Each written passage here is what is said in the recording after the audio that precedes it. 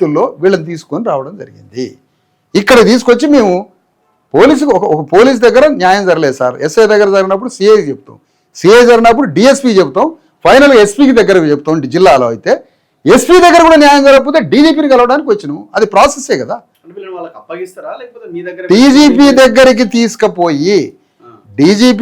తీసుకుపోయి మాకు న్యాయం జరగలేదు ఆ జిల్లాలో.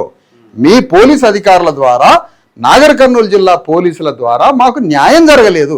అయ్యా మీరు పోలీసు అధిపతి రాష్ట్రానికి, డీజీపీ గారు మాకు న్యాయం చేయండి అని కుటుంబ సభ్యులను తీసుకొని పోతున్నాను నేను వారి దగ్గరికి.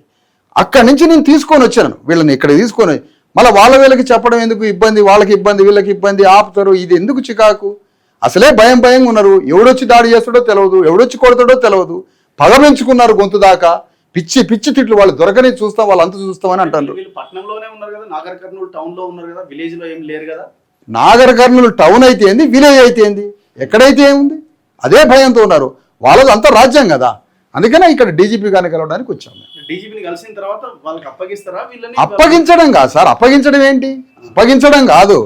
డీజీపీ అదిగా సార్. రాష్ట్రంలో అనేక సమస్యలు, అనేక అన్యాయాలు, అనేక ప్రాబ్లమ్స్ వస్తుంటే మొత్తం కలిసి డీజీపీని కలవట్లేదా? పోయి డీజీపీని ఎందుకు కలుస్తున్నారు ప్రతి ఒక్కళ్ళు?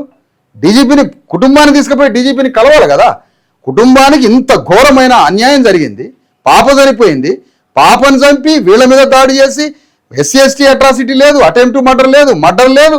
ఇంత ఘోరం జరిగితే ఉల్టా మళ్ళీ వీళ్ళ మీద కేసు పెట్టవేంటి? ఎప్పుడు వీళ్ళని అరెస్ట్ చేస్తారో మళ్ళీ అదొక సమస్య.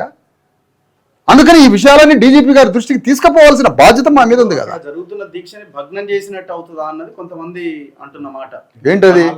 అక్కడ జరుగుతున్న ధర్నా శిబిరాన్ని అవసరమైతే డీజీపీ గారిని కలిసిన తర్వాత ఆ ధర్నాన్ని హైదరాబాద్